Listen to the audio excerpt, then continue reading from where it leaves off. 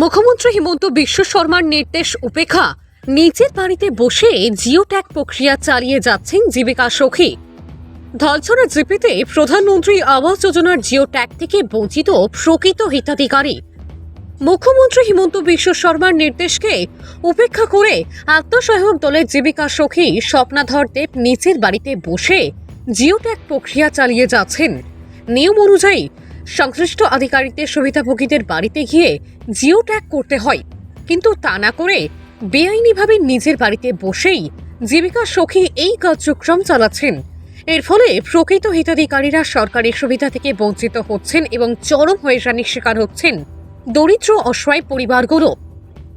শুক্রবার এই ঘটনার প্রতিবাদে এলাকাবাসী নারী পুরুষ নির্বিশেষে সংবাদ মাধ্যমের সামনে একত্রিত হয়ে তাদের ক্ষোভ প্রকাশ করেন। তারা অভিযোগ করেন, প্রশাসনের নজরদারির অভাবের সুযোগ নিয়ে জীবিকা সখী নিজের ইচ্ছে মতো এই গুরুত্বপূর্ণ প্রক্রিয়াটি পরিচালনা করছেন, যা সম্পূর্ণ বেআইনি। অবিলম্বে বিষয়টি সঠিকভাবে তদন্ত করে ধলছড়া জিপি এলাকায় পুনরায় প্রধানমন্ত্রী আবাস যোজনা জিও ট্যাগ করার দাবি জানিয়েছেন গ্রামবাসীরা।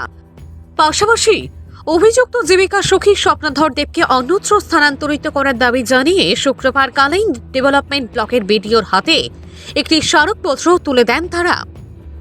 যারা ফাঁকা বাড়ি আছে, যারা ফাঁকা ঘর আছে তারা পাইছে, আর জিনিয়ান যারা ঘর নাই, দরজা নাই, মাটির তলে একবার আমার 10 ভাঙ্গা পড়ে এর মধ্যে ঘর বানাইতে পারে না, এরা চিন্তা নাই, এরা আইলে কোনো চান্সই নাই।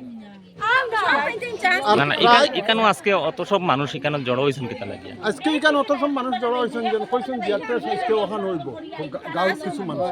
তান বাড়ি তো হ্যাঁ, তান বাড়ি 7টার সময় আওয়া লাগে। দুজন লিয়ে আইছি আবার পরে টান করে জিওটেক হইছে, ওয়ার পরে আমার পরিবারে আমি অন্য গাড়ি রিজার্ভ করাইয়া আনাইছি। খার গরজ জিওটেক হইছে, দিদির নাম জানি না, ও তো স্বপ্না দিদির গরু টান সামিয়া লইছি। স্বপ্না দিদিয়া বজন লইলাও, তারা দুইজন মানুষ আইছে কষ্ট করিতে লইলাও। শুনি আর কি আমরা আজকে আইছি যে বড় ওর হিসাবে, আর আজকেও তো হিসাবে আমরা আজকেও